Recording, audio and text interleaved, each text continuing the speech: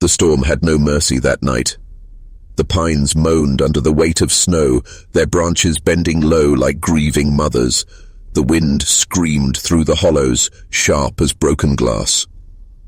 And in the heart of it, stumbling barefoot through the drifts, was a girl who had been cast out. Her dress was torn, nothing but rags against the white. Her lips were blue, her hands raw and bleeding from the bite of the cold. They had driven her from the village like an animal. No fire, no food, no mercy. The snow swallowed her tracks as quickly as she made them. She would leave no trace. She tried to call out, but the storm stole her voice. Her body shook, every breath a blade of ice. Each step felt like it might be her last. At the edge of a clearing, she fell. The snow embraced her like a grave, soft and endless. She pressed her face into it, too weak to rise again. But before the white could claim her, a shadow moved between the trees. A man, broad-shouldered, wrapped in furs, his beard heavy with frost. His eyes scanned the woods like a hunter, yet softened when they fell upon her broken form. The mountain man knelt, scooping her up from the snow as though she weighed nothing at all. Her skin was as cold as river stone, her heartbeat faint. He didn't speak. He only held her tighter, turned his back to the storm, and began to carve his way through the forest with an axe strapped to his back. When he reached the side of a cliff where the pines broke, he drove the axe into the frozen ground. Chips of ice flew. Blow after blow, he cut into the earth itself, hacking a hollow from stone and snow. A shelter, a place where the storm could not touch her. Inside, he built a fire from the splintered remains of fallen pine. Sparks leapt, smoke curled, warmth slowly spread. He laid her beside the flames, wrapping his own furs around her shoulders. Her eyes flickered open for a moment, just long enough to see the glow of the firelight dancing in his gaze. She tried to whisper, but no sound came. "Rest," he murmured, his voice deep as the forest around them. "You'll not die out here tonight." And as the storm raged on, the mountain man sat by the fire he had carved out of nothing, keeping her alive with the only things he had left, his hands, his strength, and his will. The shelter was nothing more than rough stone and packed snow, yet within its hollow, the storm seemed a world away. The fire snapped and crackled, throwing shadows across the girl's pale face. Her breathing was shallow, fragile, like a candle that could gutter out at any moment. The mountain man sat cross-legged by the flames, his massive hands outstretched, feeding the fire as though his own life depended on it.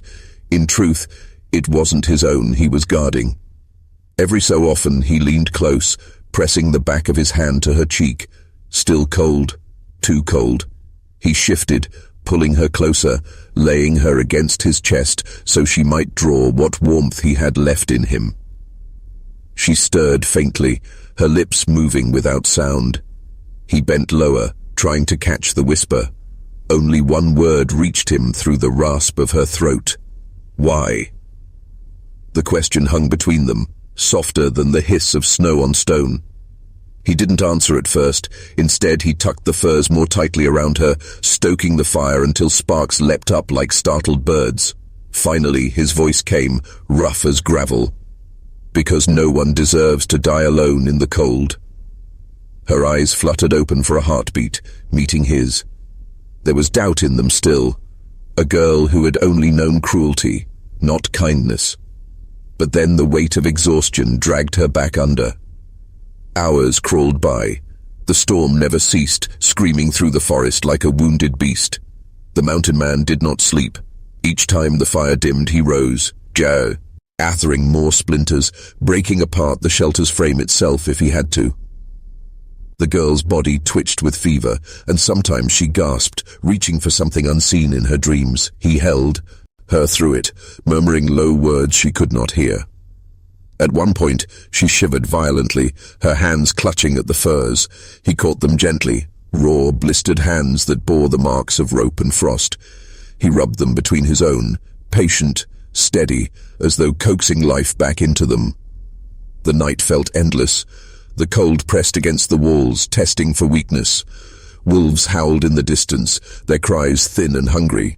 But within the little hollow carved from stone and will, a fire still burned.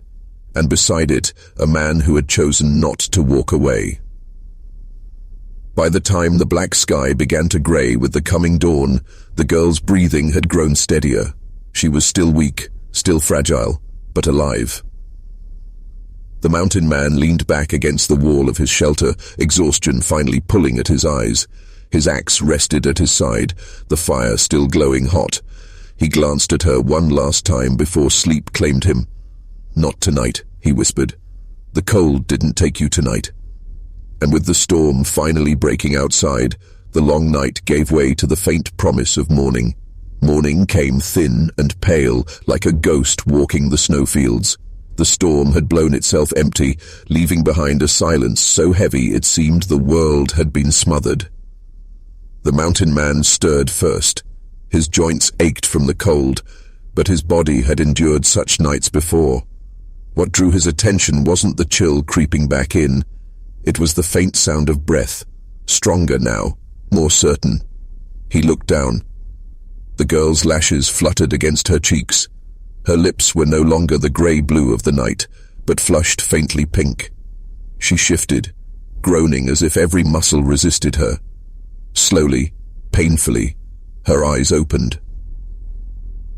The first thing she saw was him, broad-shouldered, fur-lined coat draped over her, his weather-worn face lit by the fire he'd kept alive all night.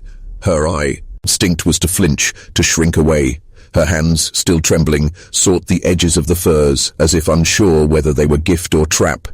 "Easy," he said, his voice low, more rumble than words. "You're safe here." Her throat was too raw to form a reply. She only shook her head faintly, eyes darting toward the doorway of the stone shelter, as if expecting the ones who had cast her out to come back. He followed her gaze and shook his head. "They're gone, long gone, left you to freeze." The truth of it pressed heavy between them.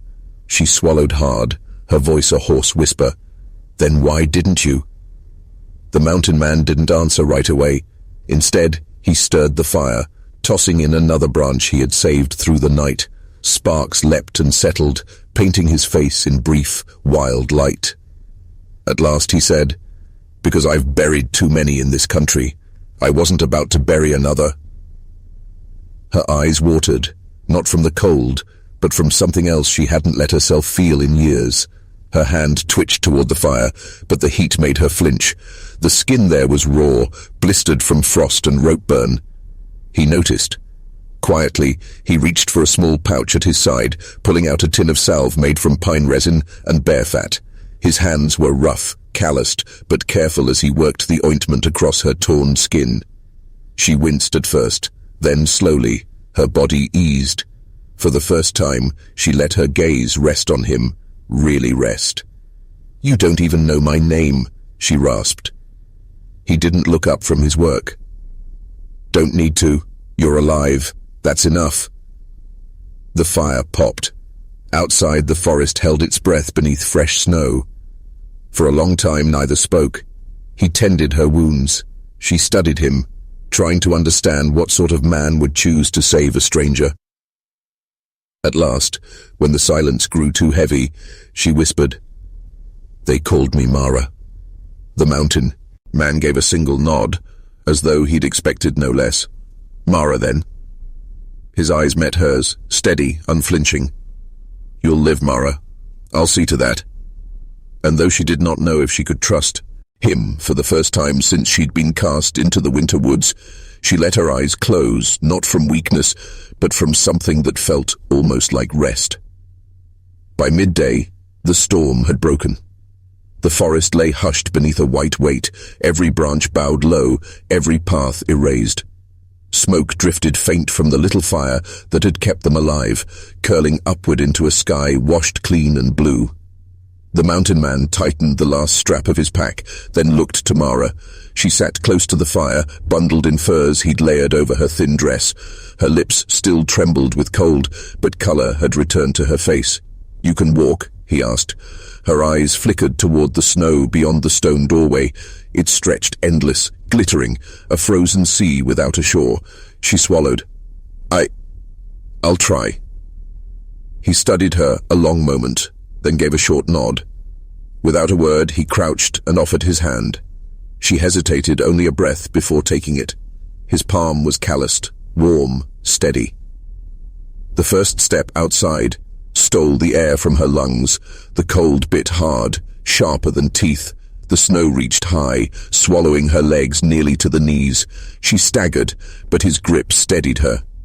"Lean on me," he said. "The cabin's a ways yet. We'll make it, but not if you fall." Her breath came ragged, each exhale a cloud. Still, she forced herself forward, one step, then another, her weight balanced against his strength. The wilderness pressed close, silent, endless, cruel. But the mountain man's presence made the silence less terrifying. Hours passed that way, the sun crawling slow across the pale sky. Mara's legs shook, but she kept moving. At times she would stumble, and each time his arm would catch her before the snow could. He moved with a patient strength, never rushing, never scolding. At one point, when she faltered hard and nearly collapsed, he knelt with her in the snow. "Pull-in," a small flask from his coat. "Sip," he said, pressing it to her lips. The burn of whiskey startled her, but it brought fire to her veins. She coughed, but his steady hand on her shoulder kept her grounded. "Better," she admitted, voice raw. The mountain man gave the faintest smile beneath his beard. "Warms more than the fire sometimes." They moved again. As the day thinned toward dusk, the forest changed. Pines giving way to wide clearings, the mountains rising jagged against the fading light. The cold deepened, shadows growing long.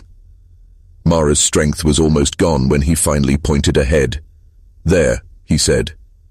Through the trees, smoke trailed thin into the darkening sky.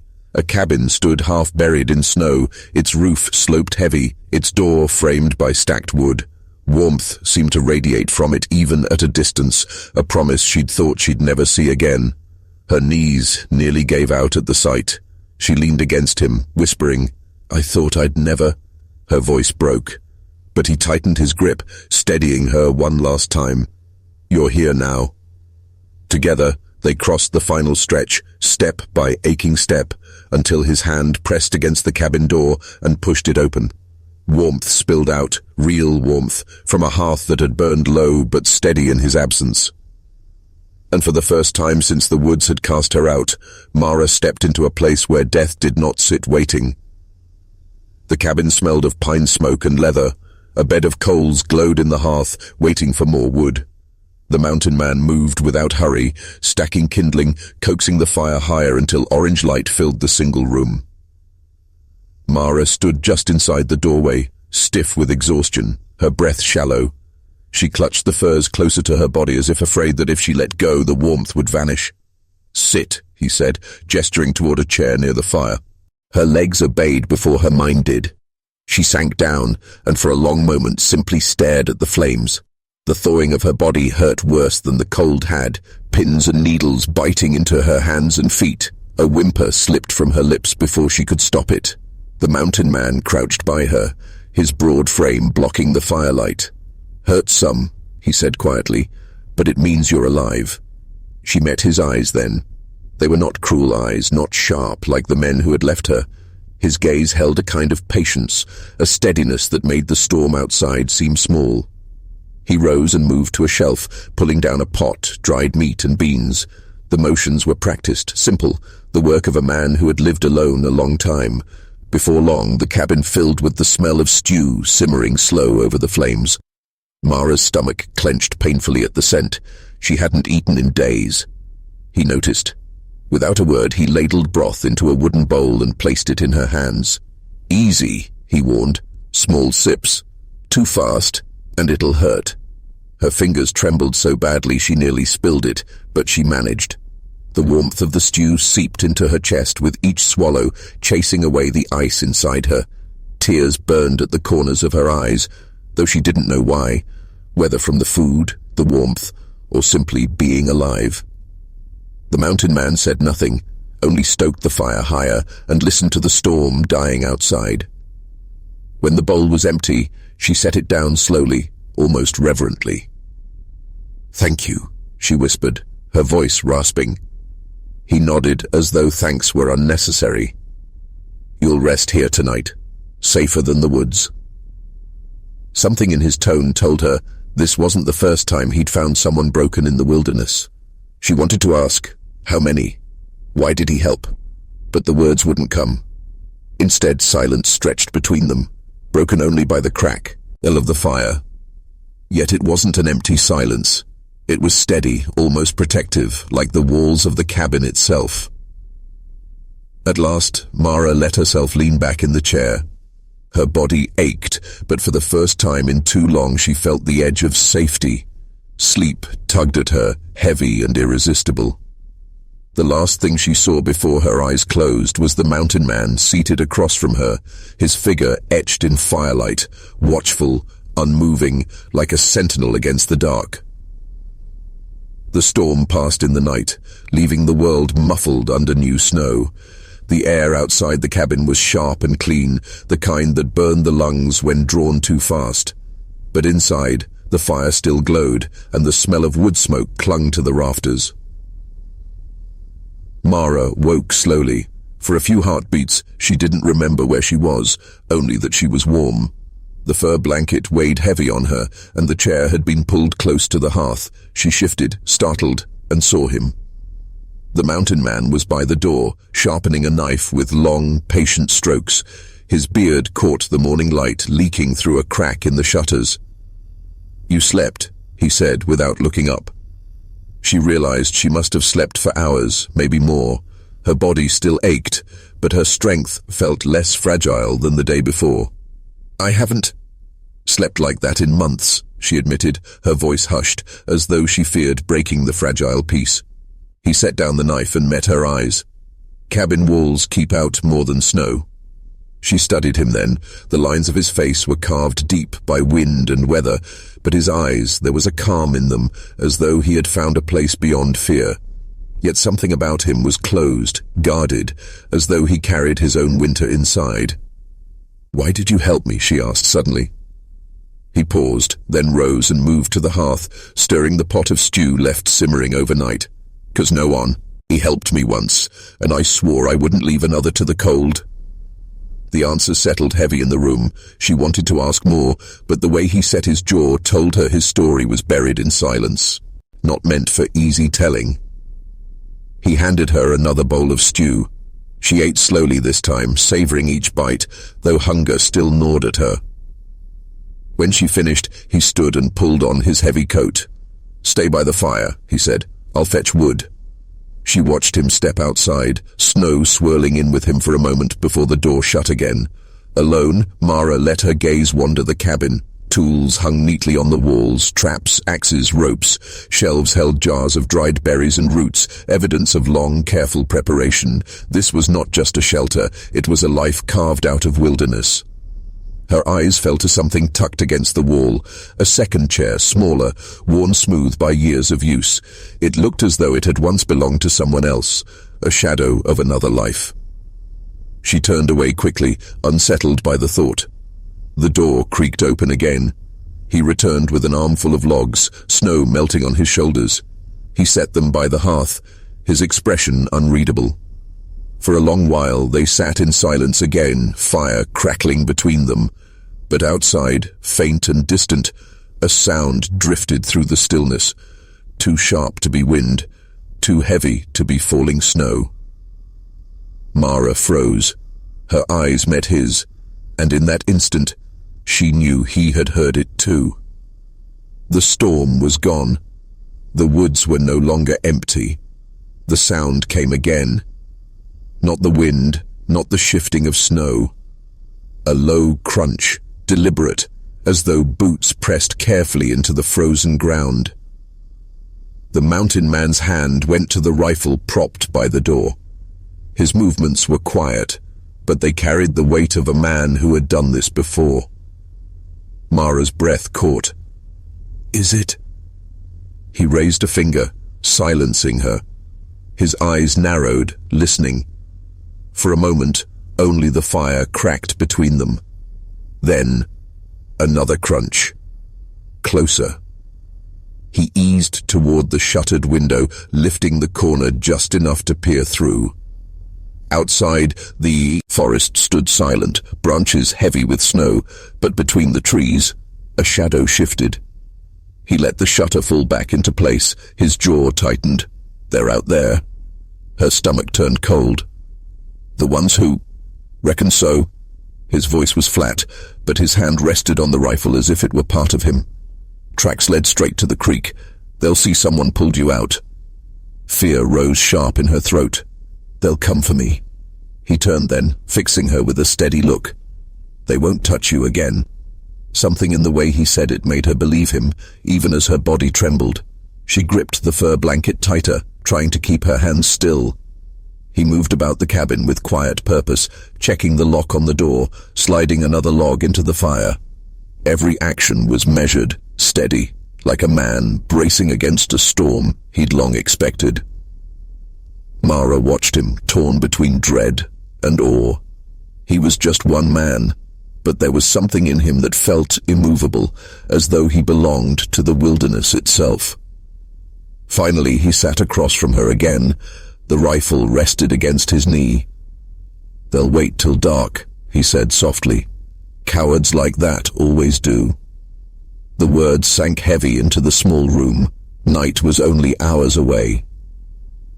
For the first time since he'd pulled her from the woods, Mara reached toward him. Her fingers, raw and trembling, brushed his hand. "Why risk yourself for me?" He didn't answer right away. His gaze drifted to the flames, shadows dancing across his scarred face. "Because you're still fighting to breathe," he said at last. "And I ain't letting them take that from you." Silence filled the cabin again, thicker now, threaded with fear, and something unspoken that ran deeper than gratitude. Outside, the crunch of footsteps faded, for now, but the promise of their return pressed close, like the cold just beyond the walls. The fire burned on, whole, ding back the dark.